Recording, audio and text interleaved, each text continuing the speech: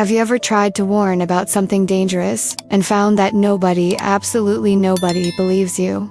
Have you ever had that moment where you realize that no matter how much evidence you have, no matter how right you are, people have already decided that you are the problem?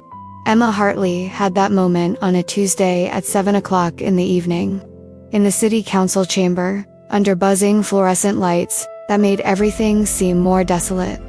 It was the third time in 3 weeks that she had been there. The third time holding the same worn brown folder full of photos she had printed from her own pocket. The third time trying to get anyone to actually listen. Emma stood up when she was called. Her hands trembled slightly, not from nervousness, from suppressed frustration. From the despair that comes from knowing something terrible and being completely powerless to make anyone see it. "There's someone watching the children," she began, her voice firm but not loud. Never loud. Emma learned long ago that women who speak loudly are ignored more quickly. Always the same man. Always on the playground near Riverside Elementary School. Always with a professional camera. I documented it. She placed photos on the table in front of the board. Photos she had discreetly taken over 3 weeks. Photos showing the same man, 40-something, dark hair, always wearing a gray jacket, sitting on the same bench. Always between 3 and 4 in the afternoon. Always with a large camera with a zoom lens pointed at the recreation area where children played after school. I have photos from 14 different occasions. I have timestamps. I even have descriptions of his car. This isn't a coincidence. This isn't casual. This is pattern. And patterns mean intention. Emma looked around the table. At Mayor Gerald Morrison. At council members, 5 of them. 3 men and 2 women. And she saw those looks. Those looks she'd learned to recognize over the years. Looks of here she comes again. Looks of forced patience. Looks of people who've already decided you're hysterical before you even open your mouth. Have you ever experienced that? Have you ever seen in someone's face that they won't believe you no matter what you say? Mayor Morrison cleared his throat. A gentle but condescending smile. "Ms. Hartley, we appreciate your concern. We really do. And we understand that you want to keep our children safe. We all do." He paused, and Emma knew what was coming. "But we've already investigated your previous allegations about this individual. He's a freelance photographer. David Mitchell. He's been living in town for about 6 months. He rented an apartment on Maple Street. No criminal record. None. He explained that he's working on a photographic project about American childhood. Everyday activity, play, that sort of thing. It's legitimate work for him. Legitimate work doesn't explain why he focuses on the same 3 children repeatedly." Emma insisted. "Legitimate work doesn't, Ms. Hartley." The mayor's voice grew firmer. Not rude, but final. "We cannot harass a respectable citizen based on paranoia." The word landed like a brick. Paranoia, not concern, not surveillance. Paranoia. As if Emma were crazy. As if she were a problem. And around the table, Emma saw subtle nods, silent agreement, because everyone in that room knew her story.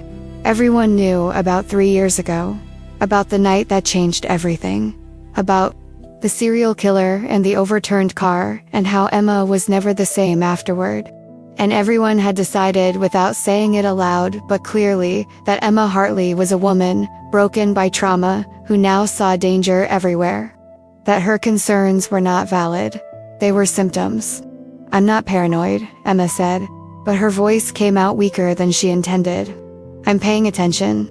And you should." "Thank you for your time, Ms. Hartley," the mayor interrupted. "If there are legitimate developments, of course we will investigate. But for now, case closed." And with that, with brutal politeness, Emma was dismissed. She picked up the photos, put them back in her folder, and left the council chamber feeling the familiar weight of not being believed, of being treated as a problem instead of a person trying to help, of being invisible even while shouting, "Stay with me until the end." Because what Emma didn't know that night was that someone in the room had actually been paying attention. Not a council member, but a man leaning against the back wall. A man with a sheriff's badge on his belt and a thoughtful expression on his face. A man who had heard every word, and who, unlike everyone else, didn't see a paranoid woman. He saw a woman desperately trying to protect children that no one else was protecting. But before we get to him, before we get to the only man who would finally believe Emma, you need to understand who she really was. You need to understand not only the traumatic moment that defined her in the eyes of the town, but the person she was before, and the person she was fighting to remain after. Because Emma Hartley wasn't what the town thought she was. She wasn't a broken woman seeing imaginary danger. She was a woman who had learned in the most horrific way possible that danger is real, that monsters exist, and that sometimes you're the only one paying enough attention to see them before it's too late. And that lesson, that terrible awareness, was about to be tested in a way Emma never imagined. Emma Hartley was 32 years old and worked as a librarian at Riverside Elementary School, the same school where the playground was located. The same school where children played under the gaze of a man with a camera whom no one but Emma seemed to consider a threat. And there was a reason Emma worked there. A reason why she had chosen that specific job 5 years ago, shortly after moving to that city, trying to start over. Because Emma liked children. She liked their honesty, the way they saw the world without cynicism, and most importantly, she liked feeling that she was protecting something pure, something innocent, something that deserved to be protected. She was a quiet person. She always had been. The kind who sits at the back of the room and observes. The kind who notices when someone is sad or when something is wrong, even if no one else notices. It wasn't a skill she had developed. It was just who she was, a natural observer. And in the school library, that characteristic served her well. She saw children who always picked up books about divorce and knew something was happening at home. She saw children who avoided the family history section and understood that perhaps family wasn't a safe place. Small signs that others ignored. Emma saw them. And when she could, she helped. Gently, discreetly, just being a safe presence. But there was a reason why Emma saw danger so clearly. A reason why she couldn't ignore the man with the camera even when everyone told her to let it go. And that reason had a name and a date. 3 years ago, October 23rd, at 11:15 p.m., Emma was driving home after visiting a friend in a neighboring town. Rural road, dark, no other cars. And then she saw it tread brake lights flashing faintly in the darkness. Car off the road. Overturned. Emma didn't think. She just stopped, called 911 first, and then got out of the car and went to check. Found a woman trapped inside. Conscious but injured. Blood on her face. Weak voice, please. Help me. Emma stayed with her. She held her hand through the broken window. She spoke to her. She kept her awake. Help is coming. You're going to be okay. What's your name? Sarah, the woman said. Sarah Hutchins. And Emma stayed there. She held Sarah's hand. She comforted her. She assured her she wasn't alone. Until sirens rang. Until paramedics arrived and began working to get Sarah out of the car. And it was only then, only when they opened the back door for better access, that they saw a body in the trunk, a young woman, dead for days, based on decomposition. And Sarah Hutchins, the woman Emma had comforted and held the hand of, was not an accident victim. She was a serial killer, wanted for 7 murders in 3 states. If something like this has ever happened to you, if you've ever helped someone and discovered that person was completely different from what they seemed, share it in the comments. Because that discovery changed something fundamental in Emma. Emma had been inches away from a serial killer. She had held her hand. She had looked into her eyes and seen only a frightened person needing help. She hadn't seen a monster. She hadn't seen danger. And that haunted her. Because if she couldn't see that, what else was she missing? What other dangers was she ignoring because they seemed normal on the surface? Therapy later had a name for it. Hypervigilance, a symptom of PTSD.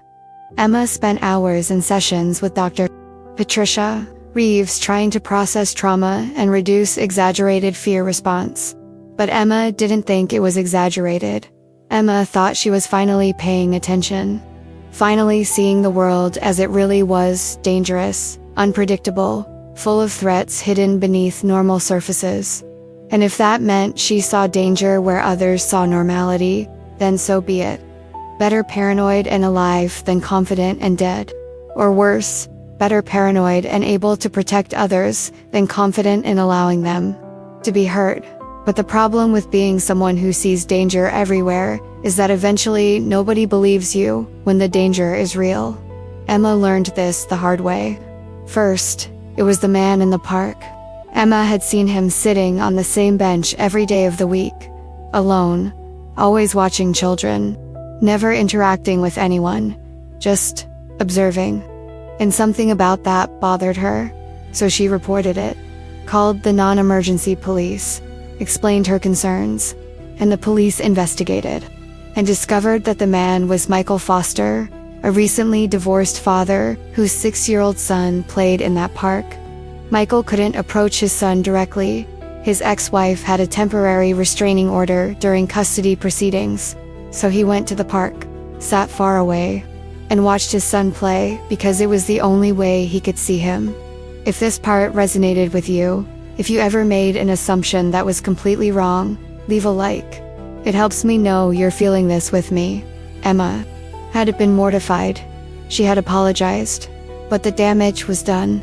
The story spread. Emma Hartley accused her father of being a predator just for watching his own son. In small town, being small town, everyone found out. The second incident was worse. A new neighbor had moved into the house next door to Emma's, a single man in his 40s, working the night shift, and Emma began to notice a pattern.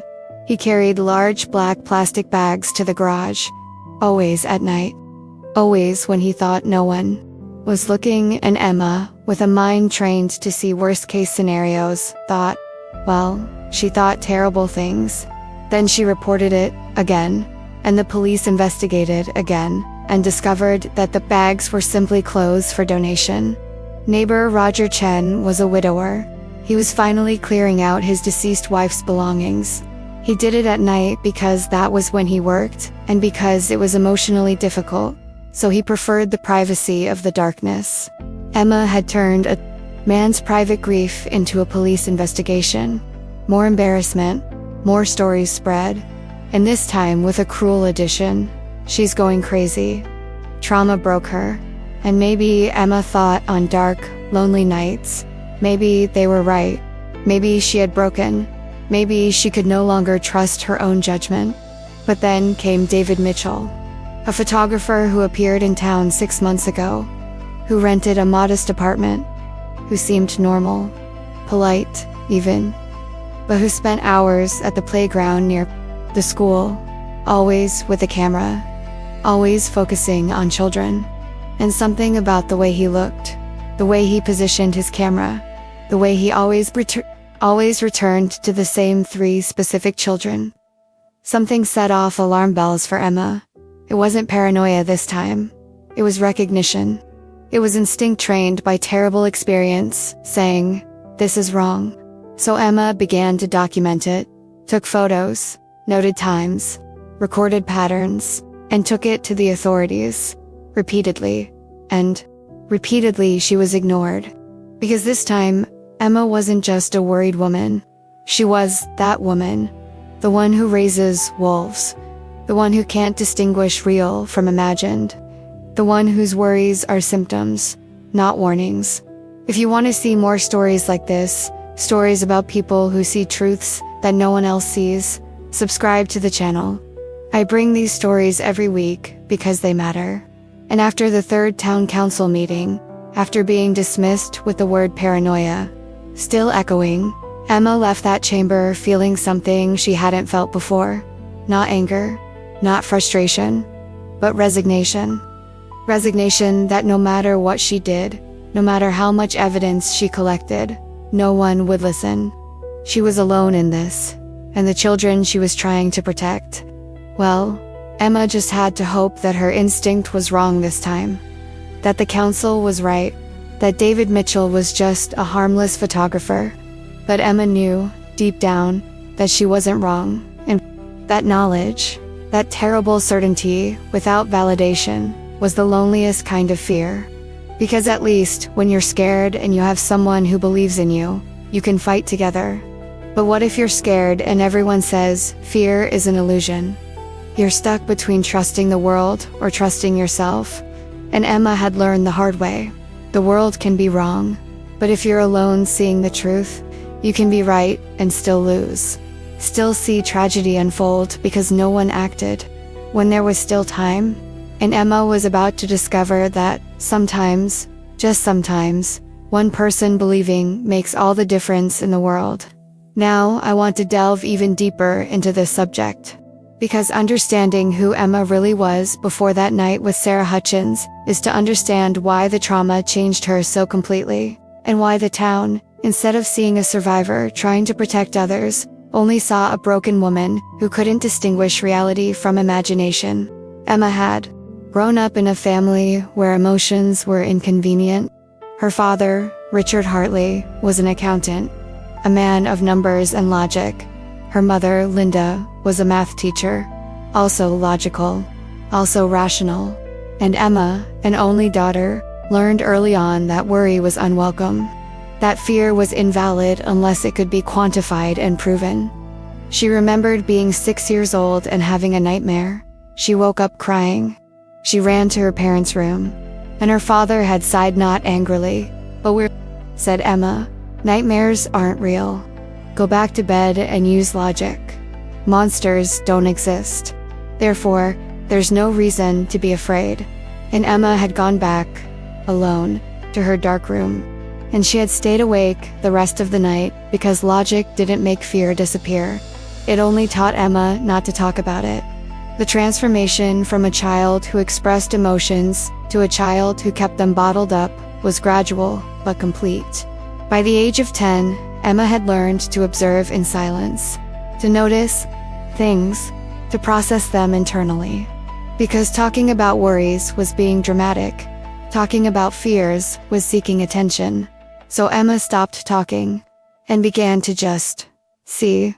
She noticed when a classmate at school was being bullied but hid it. She noticed when a teacher was sad but smiled.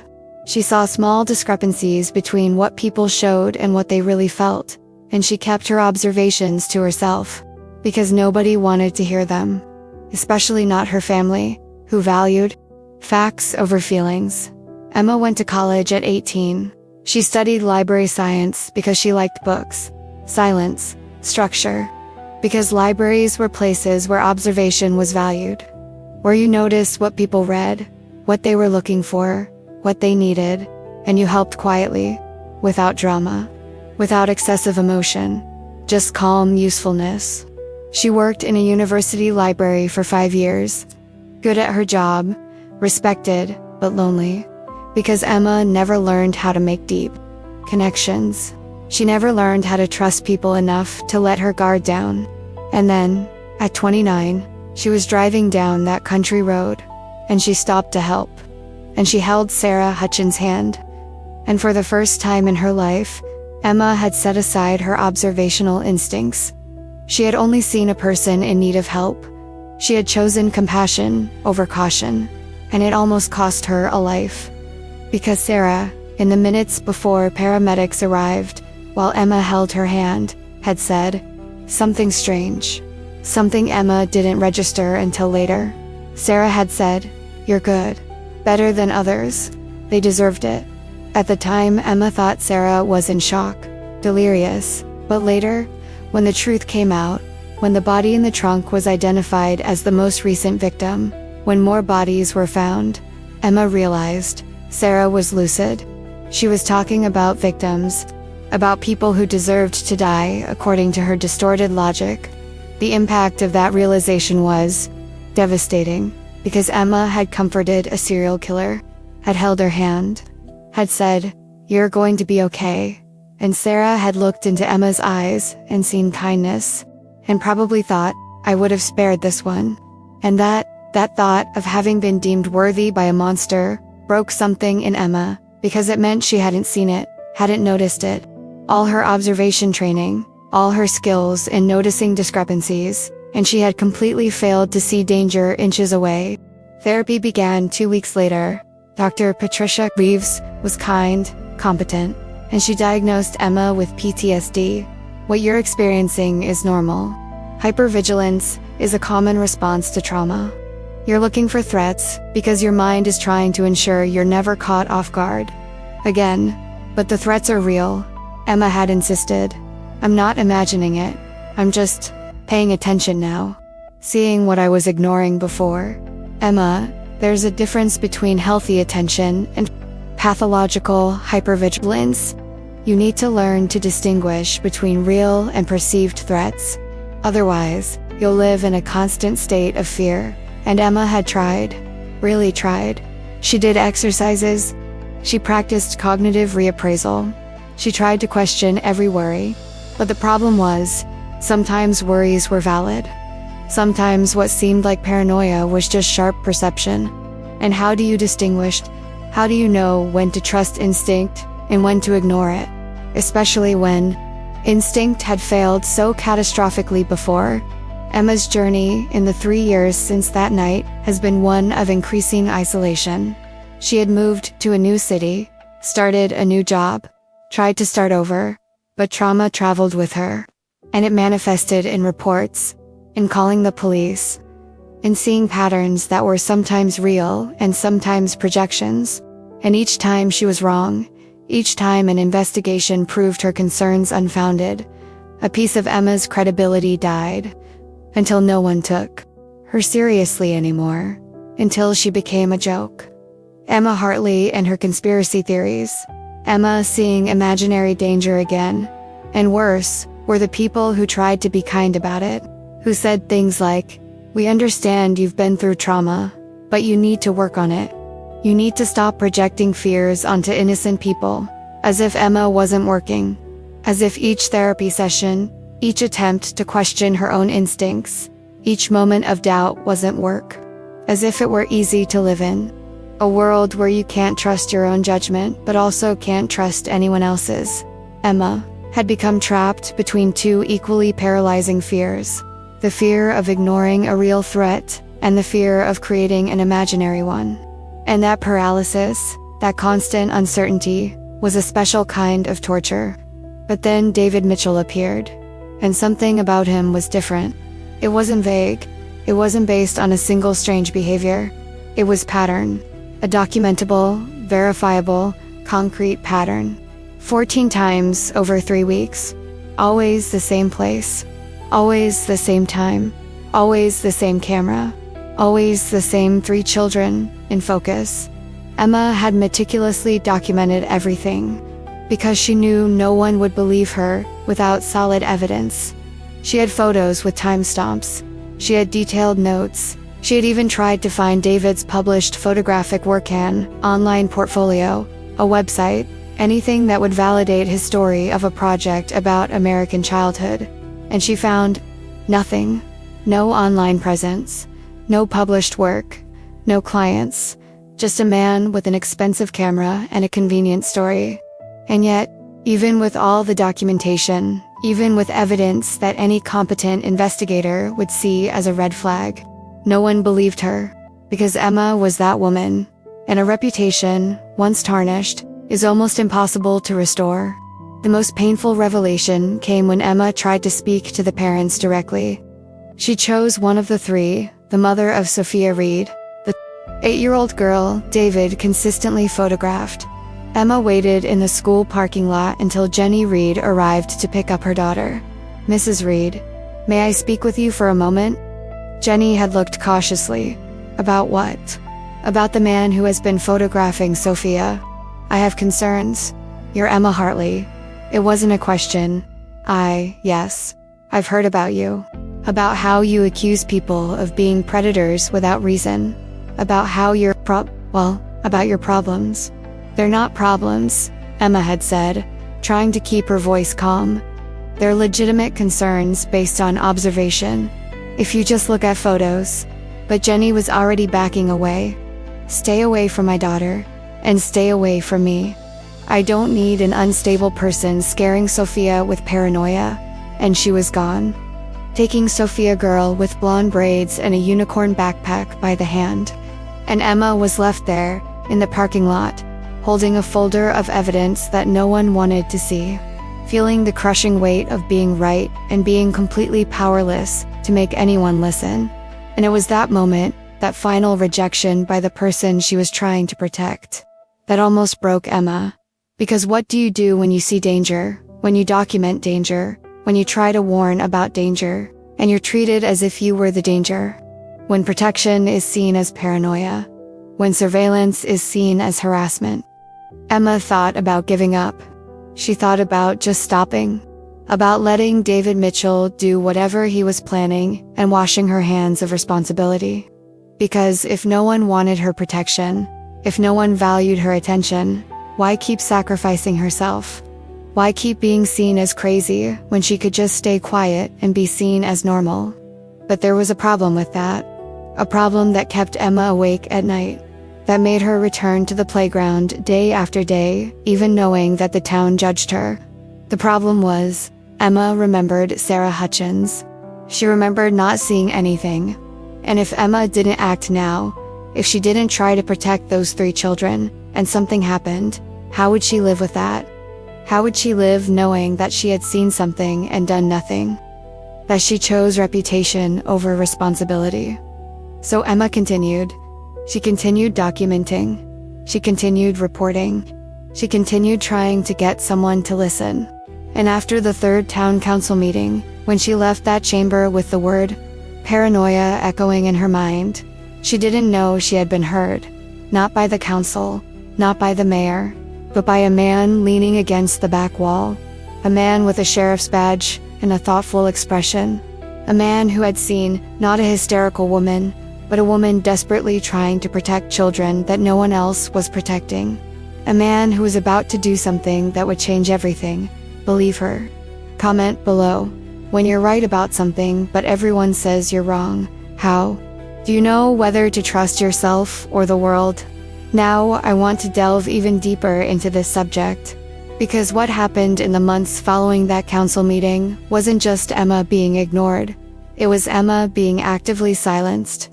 It was the transformation of someone trying to help into someone seen as a threat. And it was a brutal demonstration of how a small town can turn against someone when it decides that person isn't trustworthy. The change began subtly. Emma noticed it first at work. She had worked at the Riverside Elementary Library for 5 years. She was good at her job. Children liked her. Teachers respected her. But after the story about her accusations against an innocent photographer spread, the atmosphere changed. First, it was the principal, Ms. Patricia Donovan. She called Emma into her office one Wednesday morning. "Emma, we need to talk." Tom wasn't hostile, he was careful. As if speaking to a fragile person who could break with the wrong word. "Received some concerns from parents about your recent behavior." Emma felt her stomach clench. "What behavior?" "Your allegations about Mr. Mitchell.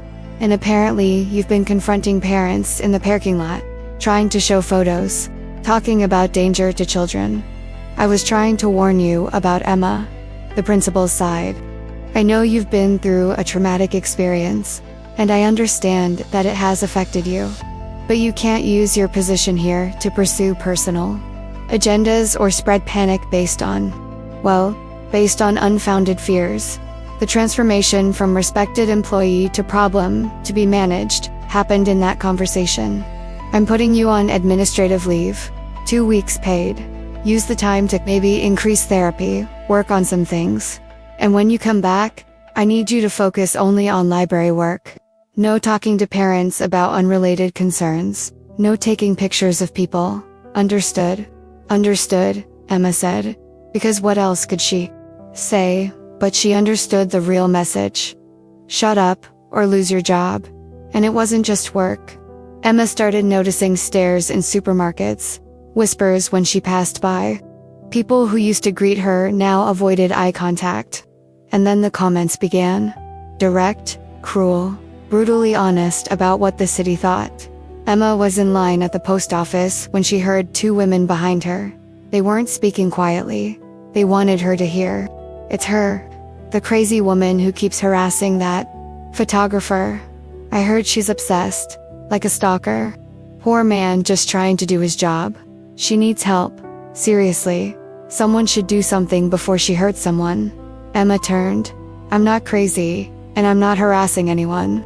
I'm trying to protect children." The women exchanged glances. That look. "Of course, dear. We all believe that." Tom was condescending, dismissive, and Emma realized there was no argument she could make. There was no evidence she could show. Because they had already decided. Not about David Mitchell. About Emma. The impact of social isolation was profound. Emma had few friends. Her introverted nature meant connections were limited. But the few she had began to distance themselves. A coworker, Jennifer, who used to have lunch with Emma sometimes, stopped responding to messages. A neighbor who always waved, stopped waving. And her therapist, Dr. Reeves, began sessions with increasingly direct questions. "Emma, did you continue photographing Mr. Mitchell?" "Yes. Because he keeps appearing in..." "Emma, we've talked about this. About how this behavior fuels hypervigilance. You need to stop. But if I don't document it, if I don't prove my standard, nobody will. Nobody is asking you to prove it, because there's nothing to prove. He's a legitimate photographer. How do you know?" Emma had asked, frustration finally overflowing. "Did you investigate? Did you look at his work? Did you check his history? Or do you just believe him? Because he seems normal and I seem paranoid." Dr. Reeves had been silent for a moment. And then, "Emma, I think we need to consider adjusting your medication. You're becoming increasingly fixated, and that's not healthy medication. A solution for when the patient doesn't agree. When the patient insists on seeing a truth that no one else wants to see." Emma had refused. "I don't need more medication. I need someone to believe me. I believe you believe what you're saying. But perception isn't always reality, especially with PTSD." And there it was. Diagnosis being used as a disqualification. As if PTSD meant Emma couldn't trust her own eyes. As if trauma automatically made observations suspect. The most painful revelation came when David Mitchell took matters into his own hands. He filed a formal complaint with the police, not as an empty threat, as a documented, dated complaint with evidence. He had photos of Emma. Photos he had taken of her photographing him. Photos showing Emma hiding behind cars, using her phone to take pictures of him. "Unstable woman has been stalking me for weeks," the complaint stated. "She takes pictures of me, follows me, makes unfounded accusations that damage my professional reputation. She has a documented history of making false accusations against innocent citizens. I request a restraining order." Emma received a summons by mail. She had a court hearing to defend why a restraining order shouldn't be issued. And when she arrived at that hearing, when she saw David Mitchell with his lawyer, an expensive lawyer, by the way, and herself with no one but herself, she realized how completely she had lost control of the narrative. David's lawyer presented the case meticulously. "My client, Mr. David Mitchell, is a reputable professional photographer. He arrived in this community 6 months ago. He rented a residence. He paid his taxes. He conducted legitimate business. And he has been relentlessly harassed by Ms. Emma Hartley." Included photos of Emma taking pictures. She follows him, photographs him without consent, makes wild accusations that he is a predator. Accusations based on absolutely nothing but her paranoid imagination. And then she delivered a devastating blow. Ms. Hartley has a documented history of this behavior. 3 years ago, she accused Michael Foster of being a predator. He was a father watching over his own son. She accused Roger Chen of hiding something sinister. He was donating his deceased wife's clothes. And now she accuses my client. The pattern is clear. She suffered trauma and now sees imaginary threats. And while we sympathize with her situation, My client has a right to live without harassment." The judge looked at Emma. "Ms. Hartley, do you have a defense?" Emma tried. She explained about the pattern, about schedules, about the same 3 children, about the lack of an online portfolio, but without a lawyer, without an organized presentation, without anything but her own desperate voice. She sounded exactly like David's lawyer had painted her. Paranoid, obsessed, projecting a restraining order was granted. Emma had to stay 50 meters away from David Mitchell. She couldn't photograph him. She couldn't contact him. Violation would result in imprisonment. And David, leaving the courthouse, had looked at her, briefly, and Emma saw it. She saw satisfaction, not the relief of an innocent man finally protected, but the satisfaction of a predator who had eliminated a threat, and no one else saw it. No one else looked long enough to see it. Emma's journey in the following days was one of growing despair. Because the restraining order not only prevented her from photographing David, it prevented her from warning him. If she tried to speak to his parents, if she tried to show documentation, David could claim she was violating the order, and she would be arrested.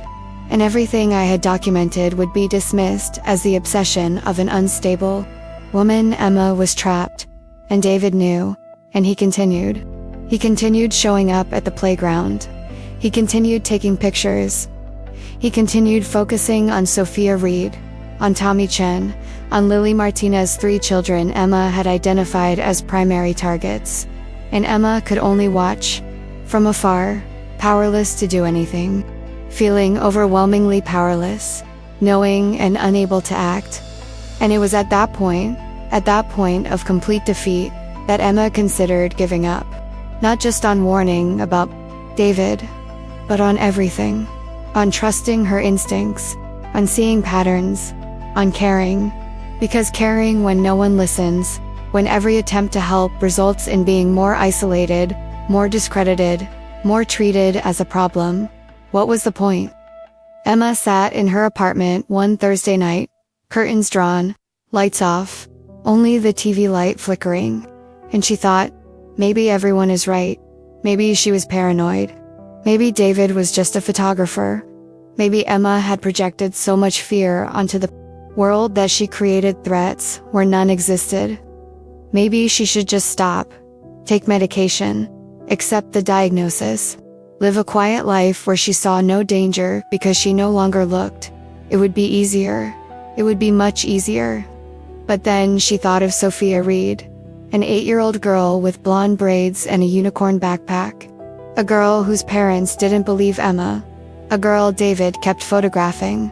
And Emma knew she couldn't give up, even if it cost her everything. Even if no one believed her, she had to keep paying attention. Because if something happened and she hadn't done absolutely everything possible, she wouldn't live with herself. Now I want to delve even deeper into this subject, because the moment Sheriff Derek Cole truly listened to Emma wasn't an accident. It was the result of his own journey, of mistakes he had made, and of a promise he made to himself, never again to ignore his instincts when something seemed wrong.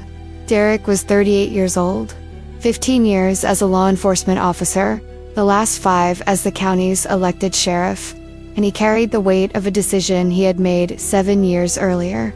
A decision that cost him a life, a decision that haunted him every night. It had been a case that seemed simple. A woman reported that her neighbor was acting strangely, saying disturbing things, making veiled threats. But when Derek, then a deputy, investigated, the neighbor seemed perfectly normal, polite, cooperative, no criminal record, no history of violence. And the woman, she had a history, anxiety disorder. She had filed reports before that led nowhere. So Derek, following protocol, following common sense, filed the case as no credible threat. 3 weeks later, a neighbor killed his ex-wife, and then killed himself. And during the investigation, they discovered he had been planning it for months. He had written manifestos. He had clear warning signs. And the woman who reported it, the one Derek had dismissed as too anxious, had seen it, had tried to warn him, and no one listened. The transformation in Derek after that was profound, because he realized he had used the woman's history as a disqualification. He had decided that because she had anxiety, her observations were not valid. He had confused a mental health condition with an inability to perceive reality. And that mistake, that lazy judgment, cost him a life. Derek vowed to himself that day, standing at the crime scene, looking at the body of the woman he could have saved. Never again. I would never again use mental health history as a reason not to listen. I would never again assume that a person with trauma was automatically wrong. I would never again choose convenience over the hard work of investigating. So when Emma Hartley first showed up at his office 2 weeks ago, Derek had listened attentively. He had seen the report. He had checked David Mitchell, and he found exactly what the city council had found. Nothing. Man with no criminal record, freelance photographer, plausible story, no legal reason to act. But something bothered Derek. Something he couldn't name at the time. Maybe it was the way Emma presented the information, not hysterical, not emotional, but methodical, documented, organized. Or maybe it was the look in her eyes, not paranoia, but certainty. Certainty mixed with the desperation of not being believed. Derek recognized that look. He'd seen it before. In a woman who tried to warn about a neighbor and was ignored. The second time Emma came, Derek had done more checking. He contacted the town where David had lived before. He spoke informally with a police officer there, David Mitchell. Yes, I remember him. We received complaints. Same kind of thing, he spent too much time near the school. But we never did anything illegal then. Why did he leave town? Social pressure, I think. People started to get suspicious. So he moved. Pattern. Subtle, but there. David had a history of moving when the attention became too intense. Not a criminal record, but a behavioral history. And Derek knew Emma wasn't entirely wrong, but he also didn't have enough evidence for action. The third time Emma came was after a board meeting. Derek had been there. He'd heard the mayor use the word paranoia. He'd seen Emma leave, defeated, carrying a folder of evidence no one wanted to see. And Derek had felt something familiar. Guilt, because he was failing her too. He was listening but not acting. He was validating concerns privately, but doing nothing publicly. And that, he knew, was almost as bad as ignoring. The impact of seeing Emma publicly discredited, of seeing the city turn against her, affected Derek in a way he hadn't expected, because he saw in Emma a reflection of the woman he had failed to protect 7 years ago. He saw in Emma's situation a repetition of systemic errors he had promised not to repeat. And when Emma entered his office for the 4th time, the day after the council meeting, the day after being called paranoid by the mayor, Derek made a decision. He was going to really investigate. Not just check the surface, but dig deeper. Because if he was wrong, if Emma was really projecting fears, he would deal with it. But if she was right and he didn't act, he wouldn't live with that again. "Miss Hartley," he said as she entered. She looked exhausted, deep dark circles under her eyes. Her hands trembled slightly as she placed a familiar folder on his desk. "I know, you're probably tired of hearing excuses, but I need you to give me another chance. I need you to show me everything. From the beginning, every observation, every photo, every instance. And I will investigate, properly." "Really, this time?" Emma looked at him with a mixture of hope and skepticism. "Why? Why would you believe me when no one else does?" "Because I've made a mistake before. I ignored someone's warning because I thought they were exaggerating, and that mistake cost a life. And I promised myself, never again." The revelation that Derek had his own trauma, his own reason for listening, created an immediate connection. Emma wasn't being listened to out of pity. She was being listened to because Derek understood the cost of not listening. "Thank you," she said, her voice breaking slightly. For not treating me like I'm crazy.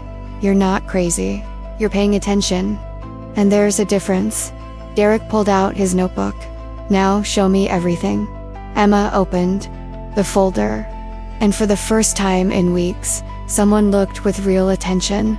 Derek studied the photos, and he saw what Emma saw, a pattern. Same man, same children, same times. And then he saw something Emma had pointed out but that he hadn't fully processed before in one of the photos. David wasn't photographing children. He was photographing Emma. Or more specifically, he was looking directly at her camera, as if he knew he was being watched. And the expression on his face wasn't anger or confusion. It was assessment. Cold, calculated. Derek had seen that expression before, in interrogations, on criminals who were deciding whether an investigator was a threat or not. It was the gaze of a predator, assessing. "When was this taken?" Derek asked. "5 days ago. Right after the city council dismissed my concern. So he knows you're documenting him. And instead of stopping or complaining, he's assessing you." Derek looked at Emma. This isn't the behavior of an innocent person, annoyed by unwanted attention. It's the behavior of someone calculating risk. Derek's journey from cautious skepticism to genuine concern happened in those minutes looking at photos, because when he removed bias about Emma's background, when he just looked at the evidence objectively, the pattern was undeniable. "I'm going to do something," Derek said. "I'm going to investigate David Mitchell thoroughly. Not just a local background check, but his entire history. Every place he's lived, every job he's had, and I'm going to discreetly monitor the playground. See his behavior with my own eyes." "You believe me?" Emma said, not asking. A statement full of relief. "I'm saying that evidence deserves serious investigation, and that you deserve to be heard, not dismissed, not treated as a problem, heard." And in that moment, Emma felt something she hadn't felt in months. She felt validation.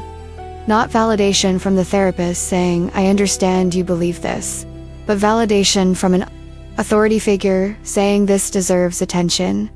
In the following days, Derek worked discreetly. He used contacts in other jurisdictions, and he found what Emma couldn't have found without access to police databases. David Mitchell, or sometimes David Richardson, or David Matthews. Always David with a different last name, had lived in 6 different cities in the last 10 years. And in each one, the pattern was similar. He would arrive, rent a modest apartment, introduce himself as a freelance photographer, and eventually, someone would notice that he spent too much time near schools. Complaints were made, but there was never a crime, never any verifiable illegal activity. Then David would simply move and start over somewhere else. It was the behavior of a clever predator. A predator who knew exactly where the legal line was and stayed a millimeter on the safe side. Derek also discovered something more disturbing. In one of the towns, a small town in the neighboring state, a child had disappeared. A 7-year-old girl, never found. And David had been living there at the time. There was no evidence connecting him. The investigation had eventually focused on a family member. But timing was interesting. And Derek, with years of experience, knew that coincidences sometimes weren't coincidences. He went to Emma with his findings. Not to the police station office where others could hear, but to a neutral place, a cafe outside of town. And when he sat down and opened his laptop, showing her what he had found, he saw a transformation on Emma's face, a deep relief mixed with growing horror. "I was right," she said. "But this is worse than I thought. If he's connected to the disappearance." "We don't have proof of that," Derek said quickly. "And I can't act on suspicion. But I have enough now to justify official surveillance. I can assign extra patrols near the school. I can monitor his behavior. And if he does anything that crosses a legal line, I can act." "And if he doesn't cross the line until it's too late?" Emma asked. It was a question Derek didn't have a good answer for, because she was right. The system was reactive, not proactive. They could only act after a crime was committed, not before. So we do everything we can to prevent it, together. And that word together meant more to Emma than Derek could have known. Because, for the first time, she wasn't alone in this. Comment below when someone finally believes you after months of being ignored. Does it make you feel vindicated or just sad that it took so long? Now I want to delve even deeper into this. Because the moment Derek showed up at the Riverside Elementary Library 3 days after that conversation at the coffee shop was the moment everything changed for Emma. Not just because someone finally believed her, but because someone was willing to do something about it. Emma was reorganizing the children's book section when she saw him walk in. Derek was still in uniform, his badge gleaming under the library's fluorescent lights, his boots clicking against the linoleum floor. And when their eyes met across the shelves, Emma saw something in his face, something serious, something that made her heart race with a mixture of hope and fear. "Can we talk?" Derek asked, his voice low. The library was almost empty, just the children in the computer section at the back. "Sure. My office." It was a generous name. Office was a converted closet with a tiny desk and chair, but it had a door. Privacy. Emma closed the door after Derek entered. "What did you find out?" She wasted no time with preliminaries. Derek pulled out a small notebook, the kind police officers carry. David Mitchell, or David Richardson, or David Matthews. He uses variations, but always David. He opened the notebook. "I've lived in 6 different cities in the last 10 years. Springfield, Missouri, Cedar Rapids, Iowa, Bloomington, Indiana, 3 more, and in each one, the exact same pattern you documented." Emma's expression changed immediately, from tension to devastating relief. "You found proof." "I found a history, a behavioral history. Not a criminal history. He's careful, never crosses legal lines. But complaints were filed in every city. Man spends too much time near school. Man photographing children without permission. Always the same story. Always the same defense, freelance photographer, art project."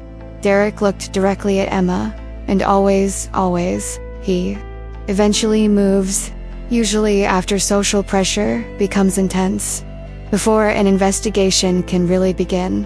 Emma sat heavily in her chair. "Then he does this repeatedly, for years. And nobody stopped him, because technically it's not illegal until it is," Derek finished. "Yes, there's more," Derek continued, his tone growing darker. "In one of the towns where he lived, Cedar Rapids, a child disappeared. A 7-year-old girl named Lily Patterson. She left school, never came home, never been found. And David was living 3 blocks from the school at the time." Emma felt blood drain from her face. Was he investigated? Superficially, but there was no evidence connecting him. The investigation eventually focused on the girl's uncle. "The case is still technically open, but cold." "But Emma," Derek leaned forward. "Timing. David moved out of Cedar Rapids 2 weeks after Lily disappeared, not because he was suspicious, but because neighborhood attention intensified. People were on high alert, so he left." The impact of that information was physical. Emma had been right. Not just right about suspicious behavior, potentially right about something much, much worse. "What do we do officially?" "I can't arrest him. I don't have probable cause.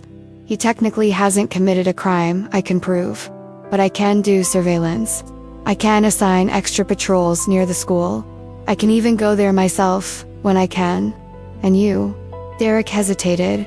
"You have a restraining order against you. You can't photograph him. You can't approach him. But you can keep me informed. You can tell me if you see anything, and I can act where you can't." "Then let's work together," Emma said. "Yes, together." And in that word, in that simple promise, something was sealed between them. It wasn't just professional partnership. It was mutual recognition that the system had failed. That rules sometimes protect the wrong people. And that sometimes doing the right thing means operating on the fringes. In the following days, Derek and Emma developed a routine. Emma continued documenting discreetly, from a distance. not violating the restraining order. She noted the times when David appeared.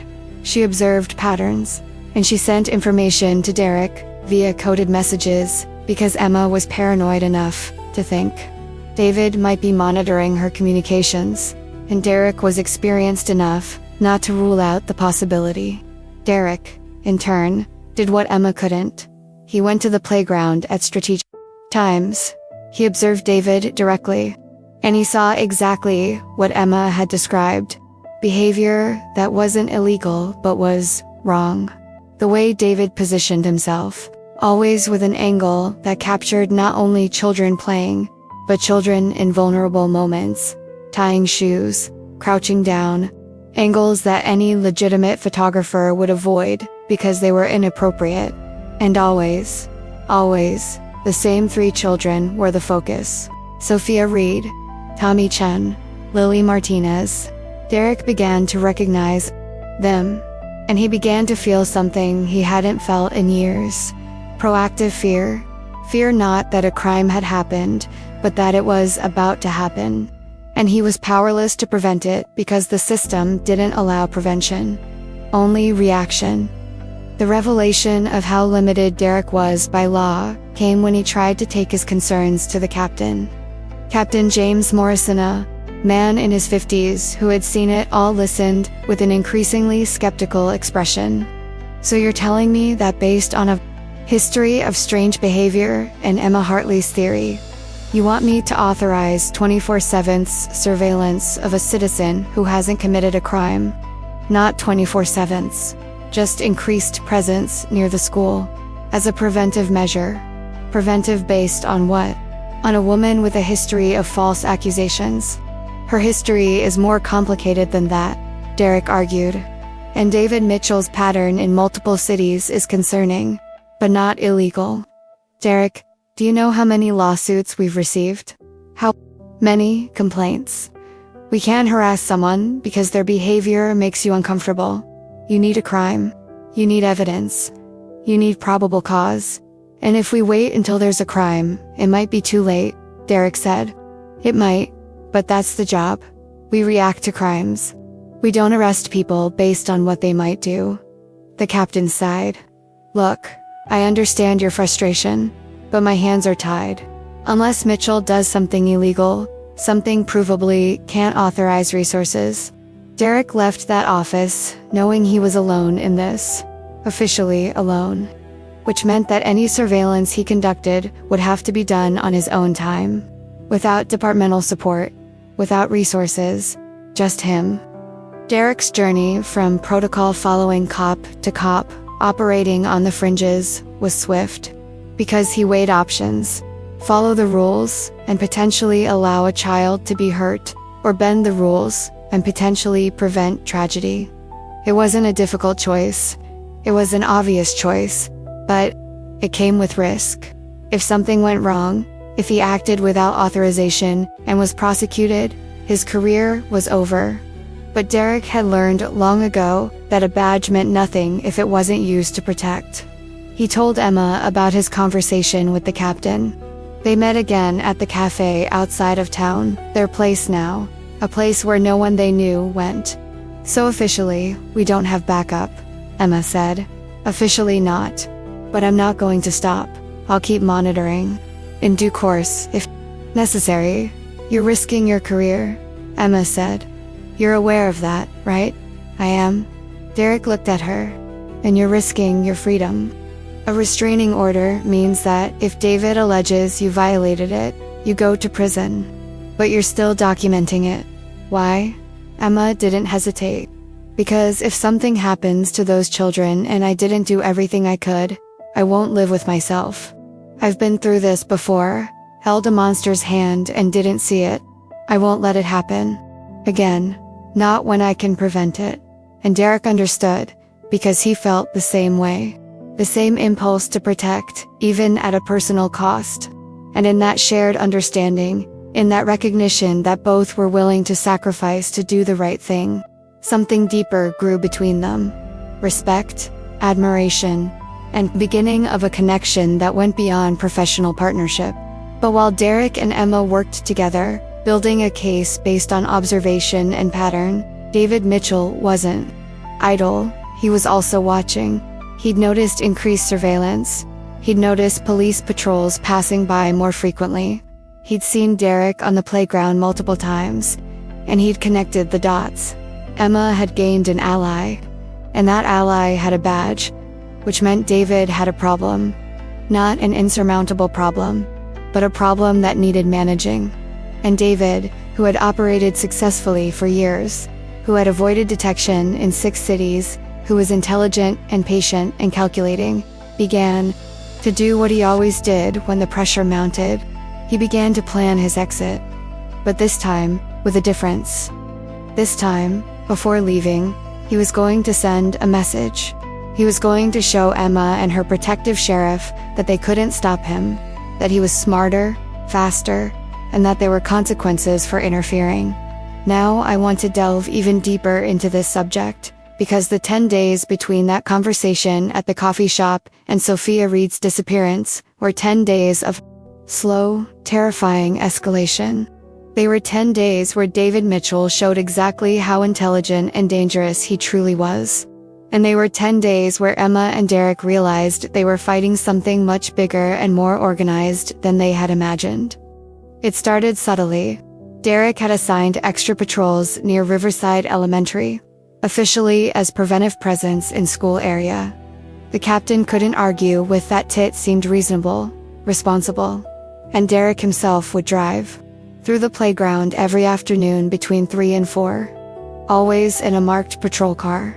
Always visible, sending a clear message, "We're watching." And David noticed. Of course he noticed.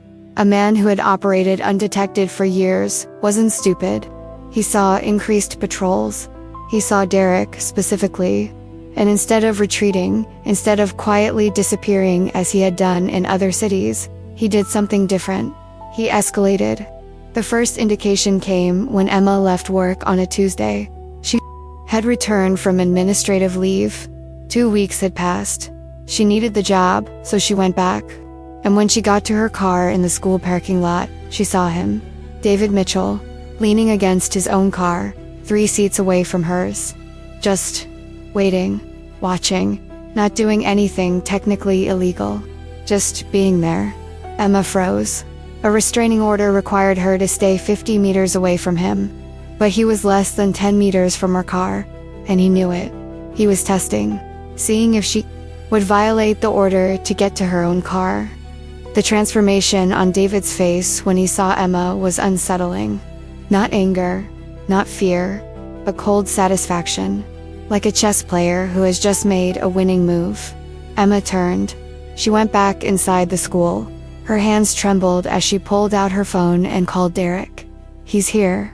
In the parking lot, waiting for me. I'll be there. I'll be 5 minutes." And Derek arrived in 4. But when he arrived, David was gone. Of course he was. He'd scored a point. He'd shown Emma, "I can get close to you. I can make you feel unsafe. And there's nothing you can do about it. Because if you get close to me, you violate a restraining order." Perfect game. And it was only the beginning. In the following days, Emma began seeing David in places she had never seen him before. At the supermarket where she shopped. Not in the same aisle, but visible. On the other side of the store, watching. At the gas station she used. At the bank. Always keeping a safe distance. Always making it seem like a coincidence. But Emma knew. And worse, she started finding notes. First, it was on her car windshield. Simple white paper. Printed letters. "Stop stalking me." Emma photographed it. She took it to Derek. "He's reversing the narrative, making it seem like you're the stalker." "I know, and it's working. Look." Emma showed him her phone. A local social media post was there. A post from David Mitchell, with a photo of Emma taken from a distance. A photo of her clearly photographing something, probably him. Caption: "This woman has been harassing me for weeks.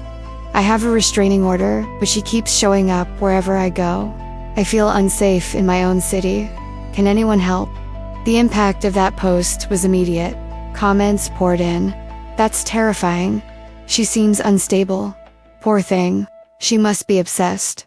The narrative was being rewritten in real time, and Emma couldn't defend herself without looking exactly like David painted her.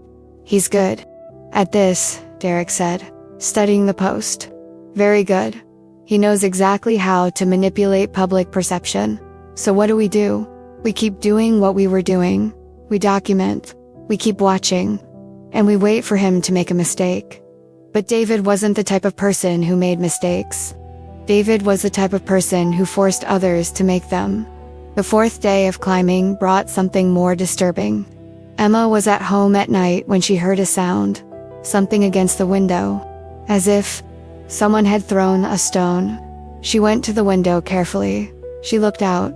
The street was empty, but on the ground below the window was a stone, and tied to it a note.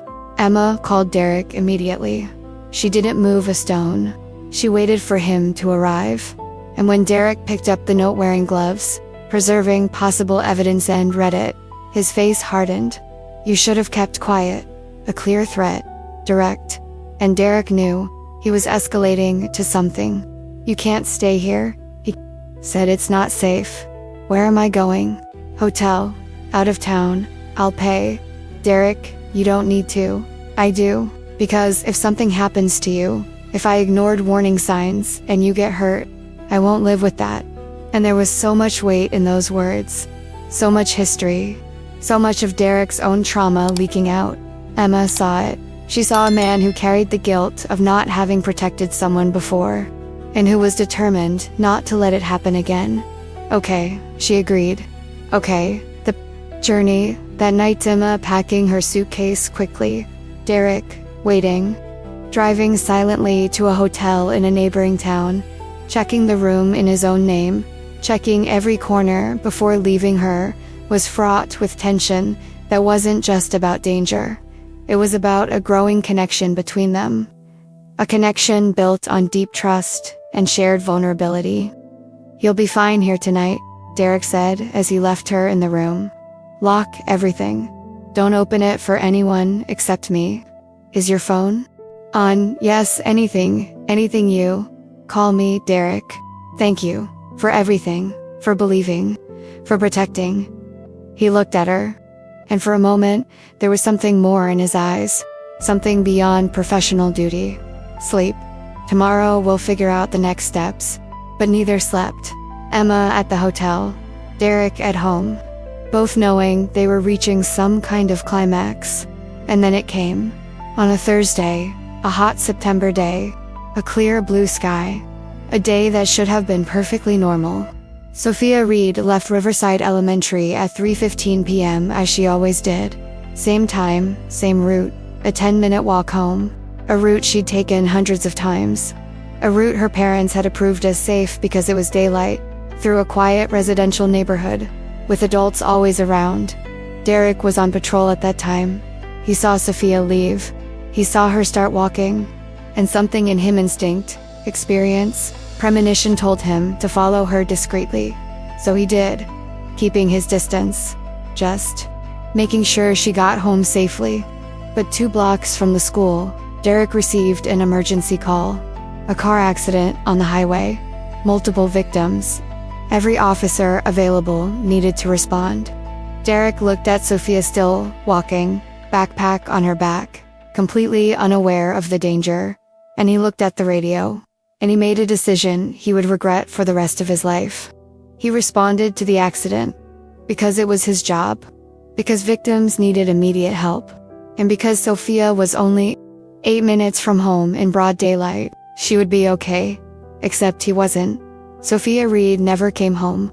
And at 5 o'clock, when Mother Jenny Reed frantically called every neighbor, the school, everyone she could think of, looking for her daughter, who should have arrived 2 hours ago. The nightmare Emma had tried to prevent for months finally happened. Derek received a call at 5:15. He was still at the accident scene. And when he heard the name Sophia Reed, he felt the world stop. I was with her, he told the dispatcher. I was following her, and I was called to fuck. The revelation that he had left Sophia to respond to another emergency. The revelation that those 3 minutes of choice could have cost her life shattered something in Derek. He abandoned the accident scene. He let other officers handle it, and he drove straight to the Reed's house. He found the parents Jenny and Martin in utter panic. She always comes home. Always. Something's wrong. Something happened? We'll find her, Derek promised. But he didn't believe his own words, because he knew. You knew who had Sophia, and you knew it might already be too late. Amber Alert aired at 6. A photo of Sophia, big smile, blonde braids, green eyes spread across all platforms. And Derek, coordinating the search, did what he had to do. He checked David Mitchell's address. The apartment was empty, completely empty. Furniture was gone, clothes were gone, David was gone. Derek felt nauseous. When did he leave? He asked the landlord. Early this morning, around 6. Said he had a family emergency. Paid the remaining month's rent in cash and left. Planned. All planned. David had waited for the perfect moment, had created the opportunity, and had disappeared with Sophia. Derek went to Emma's at 8 that night, driven to the hotel, knocked on the door, and when she opened it, when she saw his expression, she knew immediately. Sophia disappeared at 3:30, and David, he's gone. Empty apartment. Emma felt her legs give way. Derek caught her, held her as she crumbled. I told you, and nobody listened to me, and now she's— I know, and I listened to you, but I didn't do enough. I should have arrested him. I should have found a way. There was no legal way, Emma said through tears. You tried. We tried. And the system failed us. It failed Sophia. They stood there, on the threshold of the hotel room, holding on to each other, united in guilt and horror and the determination that it wasn't over, that there was still time, that Sophia was still alive and they could find her. We'll find her, Derek said. I promise. We'll use everything you documented, every pattern. We'll track him down, and we'll bring Sophia home. And if it's too late, then at least she'll get justice, and he'll never do it again. And in that promise, in that shared determination, Emma found the strength to go on. Because giving up now, when Sophia needed her more than ever, was not an option. Comment below when you tried to prevent tragedy, but the system stops you at every step.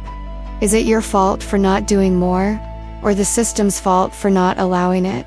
Now, I want to delve even deeper into this subject, because the hours following Sophia's disappearance weren't just about searching for a missing child. They were about Derek facing the devastating truth that he had failed, that the system had failed, and that all the rules he had faithfully followed for 15 years had resulted in exactly the tragedy he was trying to prevent. Derek returned to the precinct at 9 that night. The operations room was set up. Sophia's photo on a whiteboard, map with her last known location, a team of investigators coordinating the search, and Captain Morrison at the center of it all, giving orders, directing resources. And when he saw Derek, his expression hardened. My office. Now, it wasn't requested. Derek followed. He closed the door behind him, and the captain exploded in a way he rarely did. You knew. You knew about David Mitchell weeks ago. You had enough concerns to assign extra patrols. And now a child is missing, and our prime suspect is at large. So explain to me, Derek, why the hell didn't you do more? Derek's transformation from confident sheriff to a man broken by guilt was visible. There was no legal basis. He hadn't committed a crime. There was no probable cause for arrest. I followed protocol. Protocol. Morrison repeated. Protocol doesn't save children. Judgment saves. Initiative saves. You should have pushed harder. You should have found a way. How? Derek asked, frustration finally overflowing. How do I push harder when the system literally prevents me? When rules say I can't touch him until a crime is committed? When every attempt to investigate is blocked by civil rights and harassment and fear of lawsuits? You find a way, Morrison said. You're creative. You push until he makes A mistake. You don't wait until the child disappears. I tried, Derek said, his voice rising. Emma Hartley tried. For months. And every time we tried to warn him, every time we presented evidence, we were ignored. She was called paranoid. I was told to back down. And now Sophia is missing, and you're blaming us for not doing enough when the entire system stopped us at every step. The impact of that accusation, that it wasn't just Derek's fault, but a systemic failure, made Morrison stop. Because there was truth there. Uncomfortable truth. So what do we do now? He asked, his tone shifting from anger to weariness. Now we find her. Using everything Emma documented. Every pattern. Every habit of David's. And I'm going to do what I should have done weeks ago. I'm going to stop worrying about rules and focus on saving a child. Derek, you can't operate outside the law. I'm not going to operate outside the law. But I'm going to bend every rule I can bend. Because a badge means nothing if it doesn't protect the vulnerable. And Sophia is vulnerable. An Emitha woman this city gaslighted and discredited for years was right. And I'm going to prove it. Derek left that office with a clarity he hadn't had before. Because the dilemma he had faced, following rules or protecting people, was no longer a dilemma. It was an obvious choice. Rules existed to serve justice. But when rules prevented justice, when they protected predators and silenced victims, then rules needed to be challenged. He returned to Emma at the hotel. It was almost midnight. She was sitting on the bed, surrounded by all the photos and notes she had collected over months, trying to find something. Anything that could lead to Sophia. I found something, she said when Derek entered. Her eyes red from crying but focused now, determined. Look, she showed him a map. David lived in 6 cities, but they all have something in common.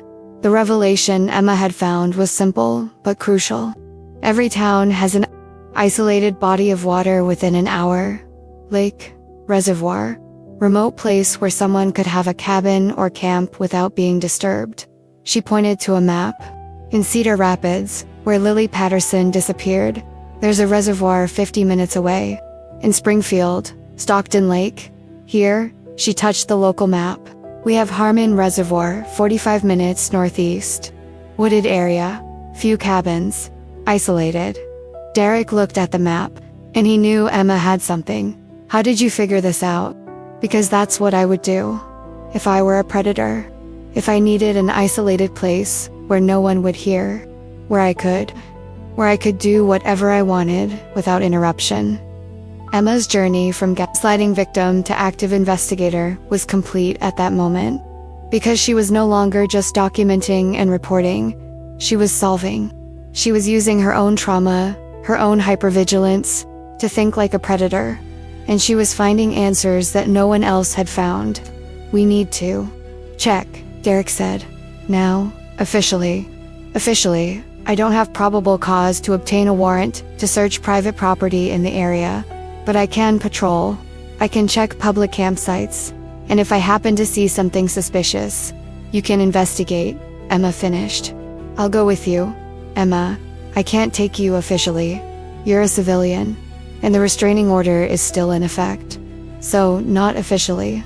But I'm not going to stay here knowing that Sophia might be there, that I can help. Derek should have said no. He should have followed protocol. But protocol had failed Sophia. And Emma deserved to be there when they found David. She deserved vindication after months of being discredited. Okay, but you stay in the car unless I say otherwise. Understood? Understood. They left at 1 a.m, driving in silence through dark roads toward Harmon Reservoir. And during that hour in the car, Derek spoke. He spoke in a way he hadn't spoken to anyone. 7 years ago. A woman came to me. She said her neighbor was making threats, that she was scared, but she had a history of anxiety. And when I investigated, the neighbor seemed normal. So I filed it away. His voice was tense. 3 weeks later, he killed his ex-wife, and I could have prevented it, if I had taken it seriously. If I hadn't used her mental health condition as a reason not to listen. Emma looked at him. seeing not a powerful sheriff, but a man carrying deep guilt. And that's why you listened to me. Because I didn't want to make the same mistake. Yes, but I listened and still failed. I still didn't act fast enough. And Sophia, she's not dead, Emma said firmly. She's not. David is patient. He's methodical. He won't hurt her immediately. He'll keep her, for a while. And that means there's still time. How do you know? Because I've studied him for months. Because I understand patterns. And because I have to believe. Otherwise all of this was for nothing. The bond between them, built on shared trauma and shared determination, deepened in those words. Because they were both operating on faith now. Faith that it wasn't too late. Faith that they could save Sophia. Faith in each other. They arrived at the reservoir at 2 a.m. The area was exactly as Emma described. Isolated, wooded, few structures. Derek began driving slowly along dirt roads that circled the lake, checking each cabin, each structure. Most were empty, it wasn't the season. And then, after almost 3 hours of searching, Emma saw it. There. That cabin. What about it? Light on. And that's his car. Not the car he drove in town. But I saw that car once, parked behind his apartment. I thought it belonged to someone else, but it's his. I have a picture. She pulled out her phone, showed an old photo, same car, same license plate. Derek felt an adrenaline rush. Stay in the car. Lock the doors. If something goes wrong, you drive away and call for backup. Understand, Derek, you can't go in alone. Wait for backup. There's no time. If Sophia is there, every minute counts. Derek got out of the car. He approached the cabin, gun drawn, every sense on high alert. And when you got close enough to hear, you heard a child's voice, crying. Sophia was alive. She was there. And Derek made a decision that would define not only the case, but his career. He trespassed without a warrant, because a child in danger is probable cause, because saving a life matters more than a legal process, because a badge meant protecting, and it was time to protect. He broke down the door, he went in, and he found David Mitchell and Sophia, alive, terrified, but alive. And everything Derek had risked, everything Emma had suffered, everything they had fought against, it was all worth it in that moment. Because Sophia was breathing, and she was going home. Now I want to delve even deeper into this subject, because the days between Sophia's rescue and David Mitchell's trial weren't about celebration or victory. They were about rebuilding. About Emma and Derek processing the trauma of that night and discovering that the connection between them had become something neither of them expected. Something that went far beyond professional partnership or investigative allies. Something that frightened them both, precisely because it was so real. Derek had taken Sophia straight to the hospital. She was physically unharmed. David hadn't hurt her yet, but psychologically, the damage was there. She had spent 15 hours in captivity, 15 hours knowing she was in danger, and that would leave scars. David was arrested without incident. When Derek stormed the cabin, when he saw Sophia tied up but alive, David didn't even try to resist. He just looked at Derek with that same cold assessment, and said something that would haunt Derek. You took your time, as if he had been waiting, as if it were a game and Derek had finally made the expected move. Emma stayed outside as promised. But when she saw Derek coming out carrying Sophia, when she saw the living child in his arms, she crumbled. Not from relief, from utter exhaustion. From months of carrying the weight of knowing and not being believed. Of finally being vindicated, but at a devastating cost. Derek handed Sophia over to the paramedics who had arrived, and went straight to Emma. He found her sitting on the ground next to the car, crying silently, shoulders trembling, and without saying a word, he sat down beside her. He put his arm around her, and let her cry. Emma's transformation at that moment was profound, because for months she had been strong. She had been vigilant and determined and tireless. And now, with Sophia safe, with David imprisoned, with everything finally over, she could break. She could let go of everything she had held back. "I was right," she said, through sobs. "I was right, and nobody believed me, and it almost cost her her life. But it didn't," Derek said gently. "You saved her. Your documentation, your persistence, your refusal to give up even when everyone told you to stop. You saved Sophia. Without you, we would be looking for a body. Not a living child. But it took so long. She suffered because the system failed. Because society didn't want to listen. Not because of you. Never your fault." They stayed there until the sun began to rise, sitting beside the car, Derek holding Emma. And when the blue and red lights of additional patrol cars arrived, when reinforcements finally showed up, Derek didn't want to let go. Because in that embrace, in that physical closeness born of shared trauma, something had changed. Something they both felt but neither was ready to name. In the following days, the media exploded. Missing child found alive heroic. Sheriff rescues girl from predator photographer arrested for kidnapping. Headlines screamed. And finally, Emma's story was told. Woman tried to warn for months. City didn't listen. Articles detailed how Emma had documented David's behavior. How she had reported it repeatedly. How she had been discredited, ridiculed, even received a restraining order. And how, in the end, she was right. The impact of public vindication was strange for Emma, because now even people who had avoided her, who had whispered about her, who had believed she was crazy, now wanted to apologize. They wanted to say they regretted not believing her.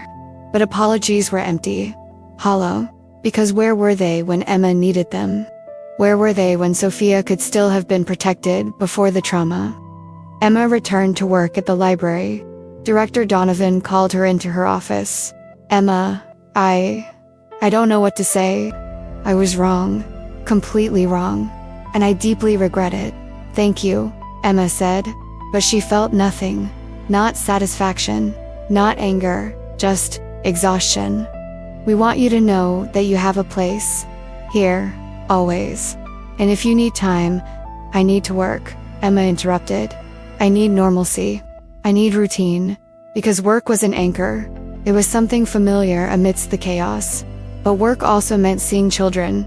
And every time she saw a girl with blonde braids, every time she saw a child with a backpack, Emma thought of Sophia. And she felt the weight of how close they had come to losing her. Derek was also dealing with consequences. Captain Morrison had publicly supported his actions. Sheriff Cole acted heroically, with limited information, and saved a life. But in private, there were conversations. You trespassed without a warrant, without backup. You put a civilian in danger by bringing Emma, if something had gone wrong. But it didn't, Derek said. And Sophia is alive, this time. But you can't operate like that. You can't break rules every time your instinct tells you to.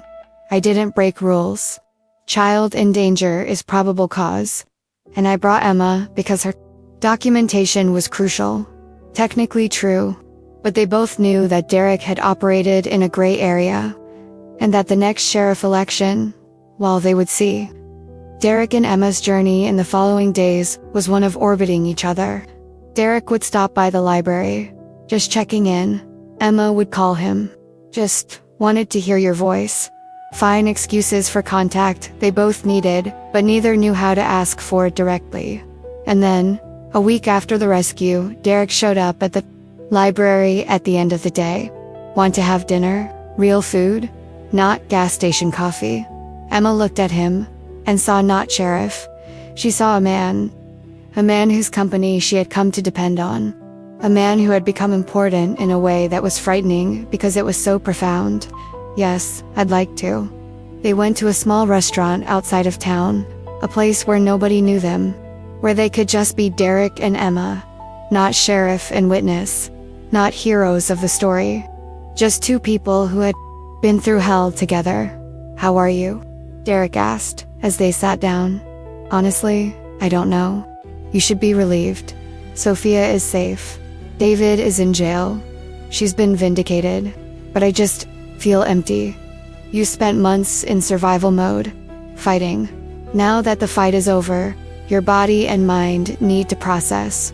It's normal. Do you feel the same? Derek nodded. For 7 years, I carried the guilt of a woman I didn't save. And now, we saved Sophia. But I can't stop thinking about all the others. About Lily Patterson, who disappeared in Cedar Rapids. About how many others David might have hurt before we got to him. You can't blame yourself for victims you didn't know, Emma said. Just as I can't blame myself for Sophia being taken. But you do, Derek observed. Yes, I do.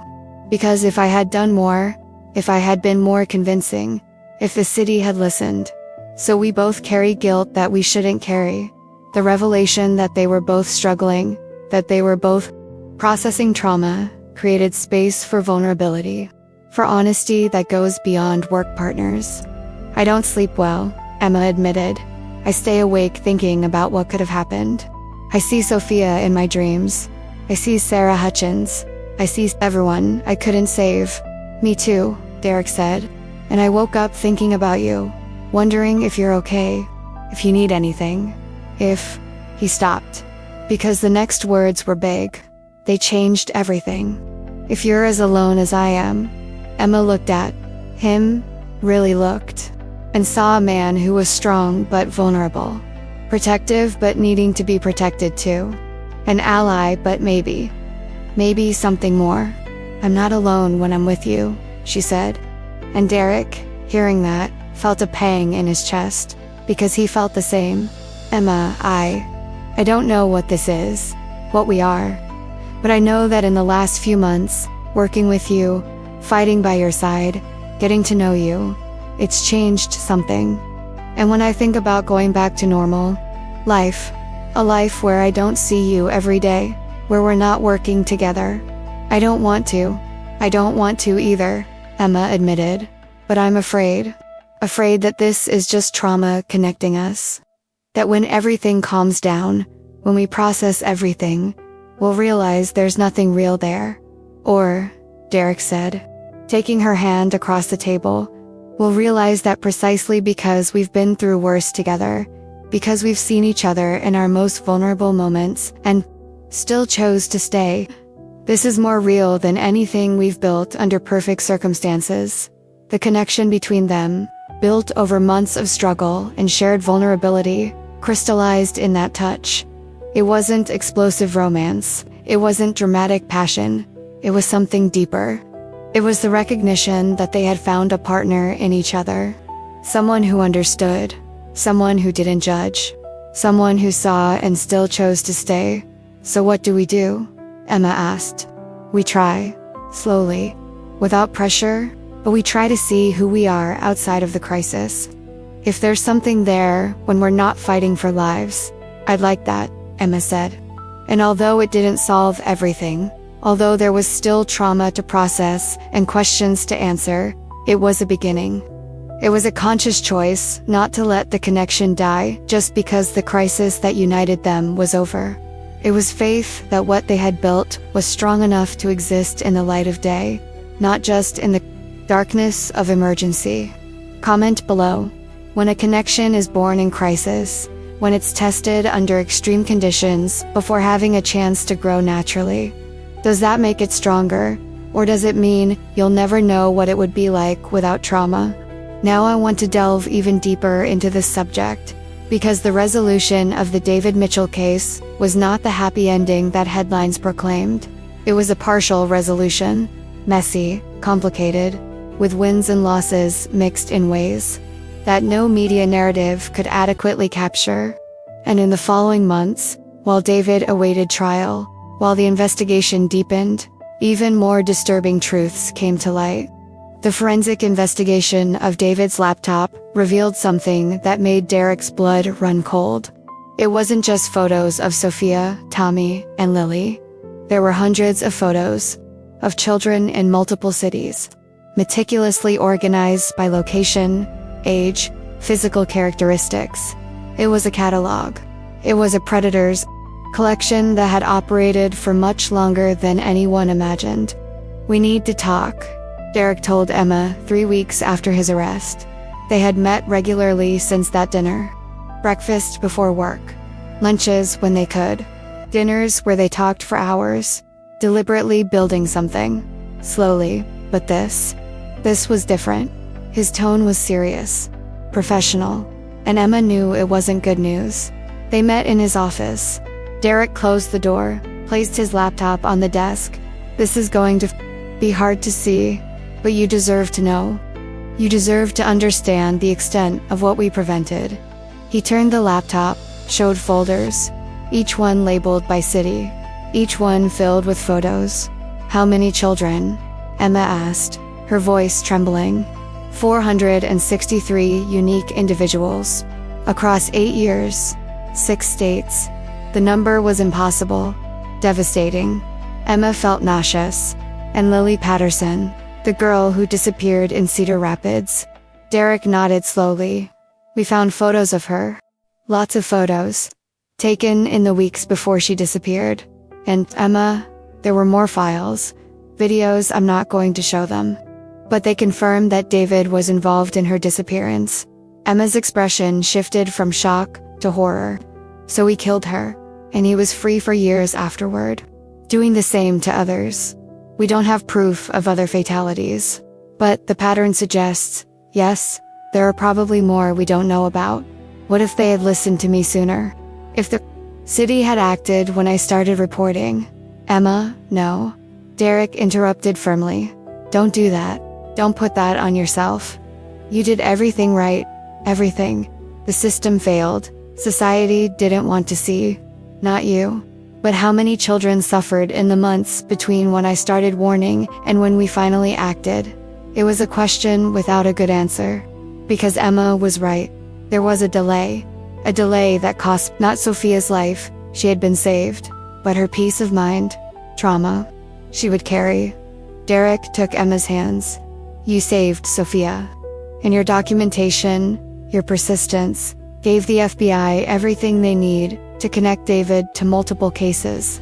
You didn't just stop him. You ensured he will never, ever be released. That matters.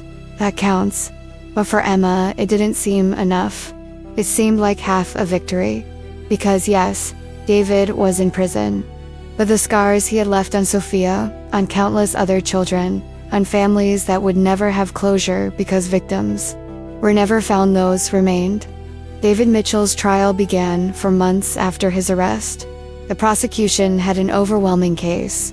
Sophia's testimony, forensic evidence, a laptop full of incriminating material, and for the first time, other victims began to appear.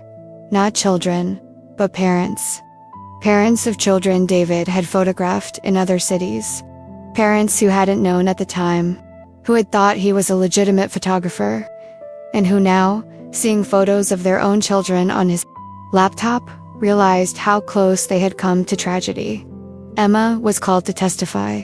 The prosecutor wanted to establish a pattern of behavior, to show that David had been observed, reported, and ignored. When Emma took the witness stand, when she swore an oath, she saw David for the first time since his rescue. He was sitting at the defense table, neatly tailored suit, combed hair, looking completely normal, completely harmless, and he looked at Emma with the same cold, assessing expression, as if he were still calculating whether she was a threat. The prosecutor led Emma through the testimony methodically. "When did you first notice Mr. Mitchell's concerning behavior?" "About 5 months before his arrest. I noticed him on the playground near the school where I work. Always the same time. Always with a professional camera." "And what did you do?" "I documented it. I took pictures. I recorded times. And I reported it to the authorities." The impact of Emma speaking calmly, presenting folder after folder of documentation, was powerful. Because the jury saw not a hysterical woman as the defense tried to portray her, but a methodical woman. Organized, rational. "How many times did you report concerns?" 11 times officially. To the local police, to the city council, to the school administration. And what was the response? I was told I was exaggerating, that Mr. Mitchell was a respectable citizen, that my concerns were unfounded. Eventually, I received a restraining order, preventing me from approaching him. Restraining order, the prosecutor repeated, letting the weight of it be felt. You tried to protect children, and were legally prohibited from doing so. Yes, the defense attorney tried to discredit Emma during cross-examination. Ms. Hartley, you have a history of making false accusations, don't you? I have a history of reporting concerns that I took seriously. Some didn't lead to criminal charges, but they weren't false. They were precautionary. We're diagnosed with PTSD, correct? Yes. And this PTSD causes hypervigilance. It causes you to see threats where there aren't any. Emma looked directly at the attorney. PTSD made me alert. It made me notice things that others ignore. And in this case, what I noticed was real. As irrefutable evidence proves, it was a perfect answer. The jury saw it. And Emma, stepping down from the witness stand, felt something she hadn't expected.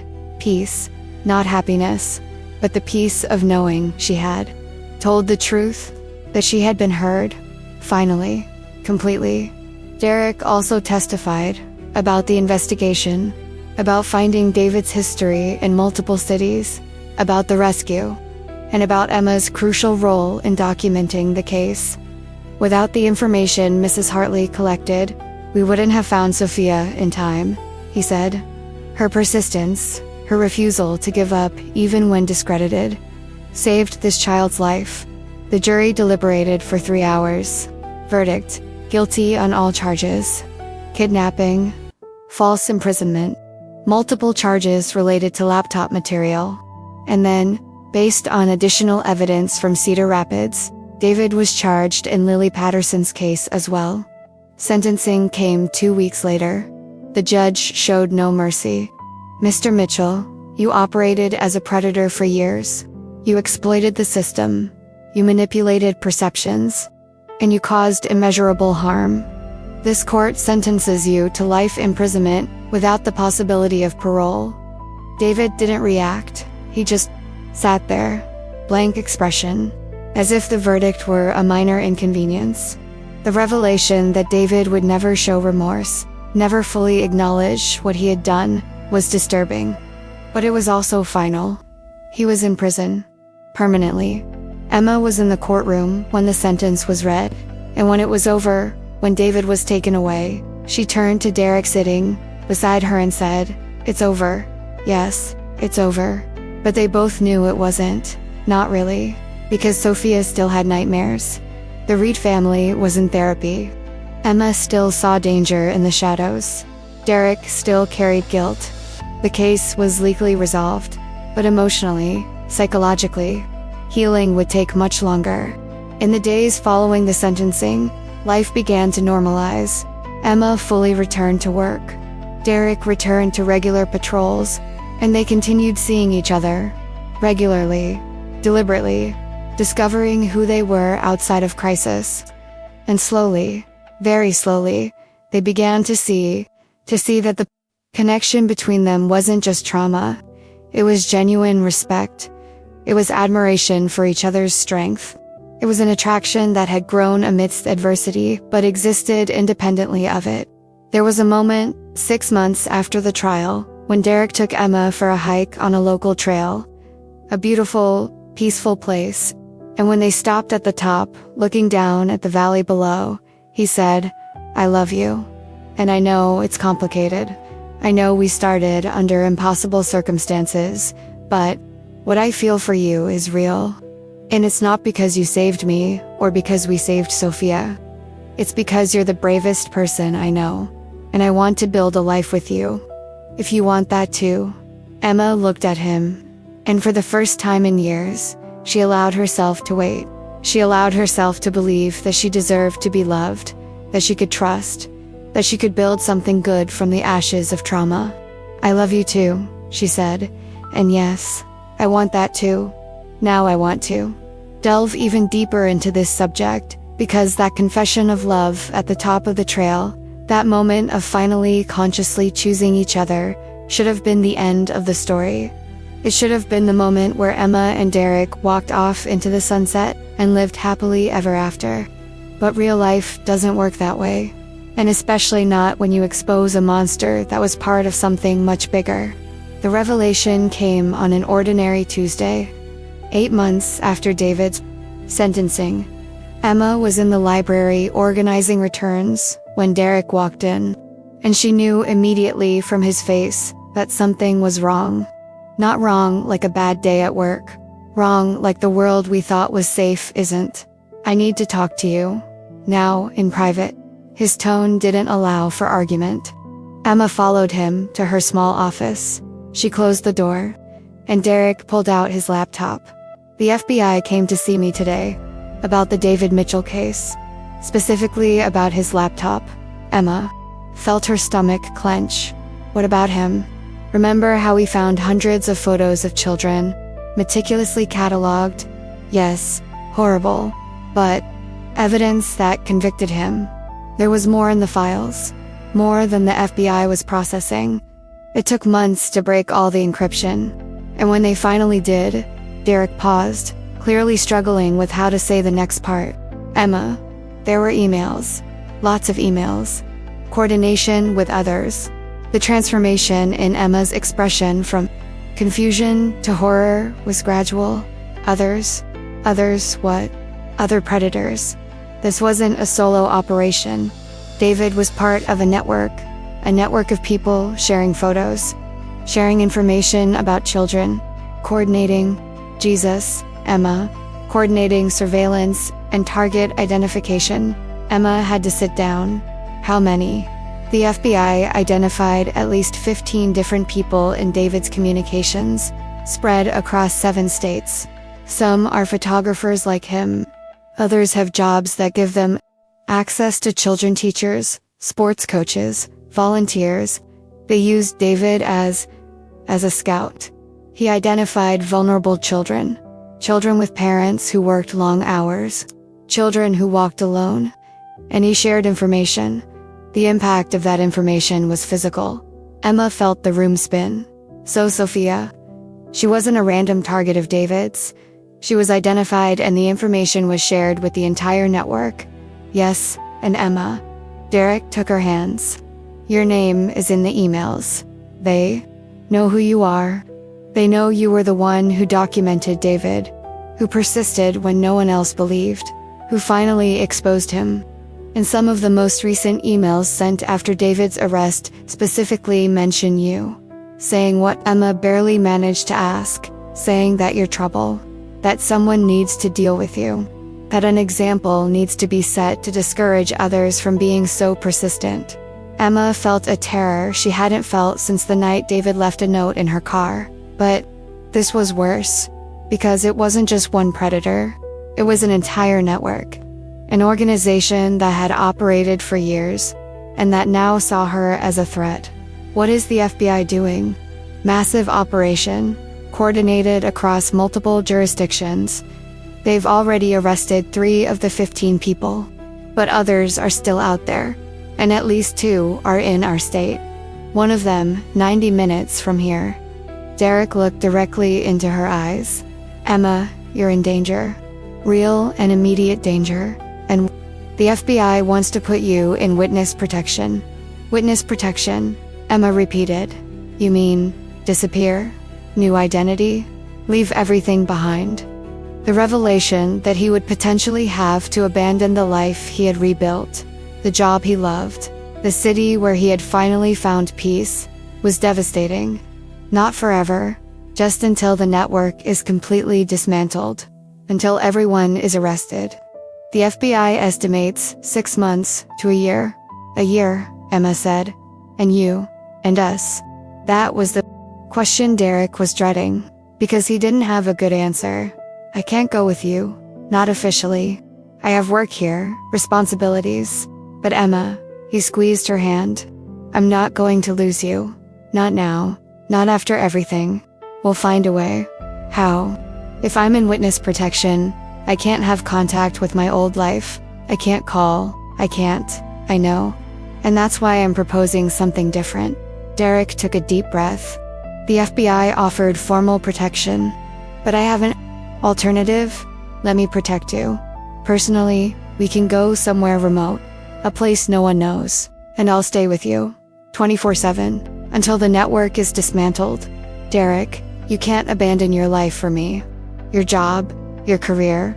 My career almost cost Sophia her life because I followed too many rules, and my job, badge means protection. And right now, the person who needs protection the most is you.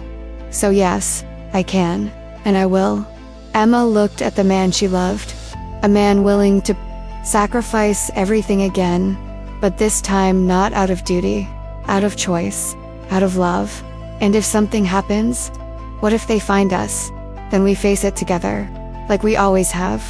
Emma's journey of decision wasn't long, because it wasn't really a decision. It was a choice between living hidden under the protection of strangers or living hidden with the person she loved. Between forced solitude or chosen partnership. Okay, she said. We'll do it your way. But Derek, are you sure? Once we do this, once we let go, there's no going back until it's over.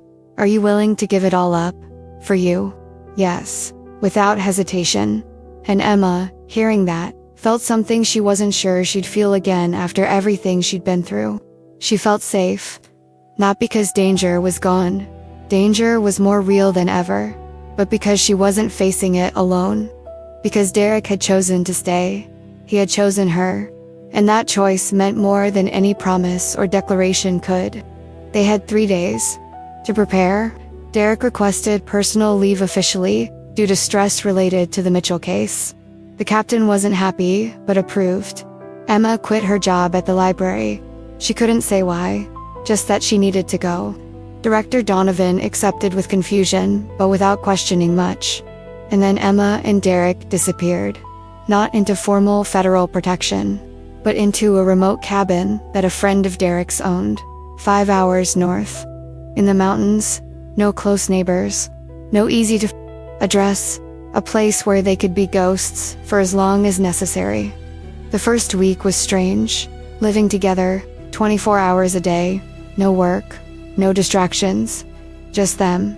And initially, it was uncomfortable, because although they loved each other, although they had chosen this, they were still two individuals, learning how to constantly exist in each other's space.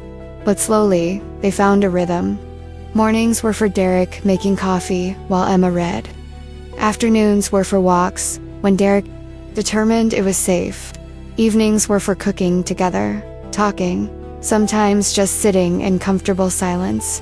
And for the first time in years, Emma wasn't hypervigilant, not because danger had gone, but because Derek was watching over her, allowing her to rest, allowing her just to be. You know what's strange? Emma said one night as they sat on the porch watching the sunset. I should be terrified. I'm being hunted by a web of predators. I had to give up life, but I feel at peace. For the first time in years, Derek looked at her. Because you're not fighting alone. Because someone finally believes enough to stay. And there was profound truth in that. Because the validation Emma had sought for years, the acceptance and protection she had needed, was finally there. Not in an entire city acknowledging she was right, but in one person choosing her every day. The revelation about the network came in pieces over weeks. Derek kept in contact with the FBI, updates on arrests, on the investigation, and slowly, the network was being dismantled. First, he was a teacher in Oregon, then a football coach in Ohio, a photographer in Michigan. Each arrest was a victory, but each arrest also revealed more. Revealed how extensive it was, how many children had been cataloged, how much damage had been done. And Emma, listening to the updates, felt the weight of responsibility, because it had been her persistence that started the avalanche.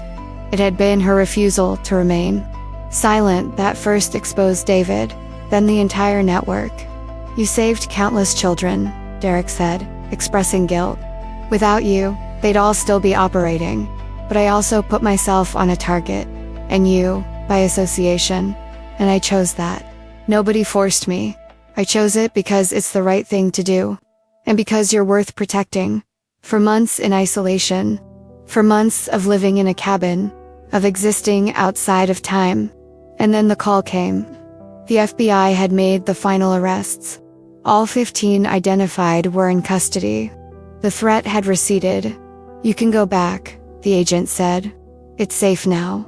But when Derek hung up, when he looked at Emma, they both felt something strange.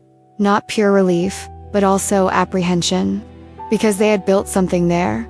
Something fragile, but real. And returning to the world meant testing whether they would survive outside their protective bubble.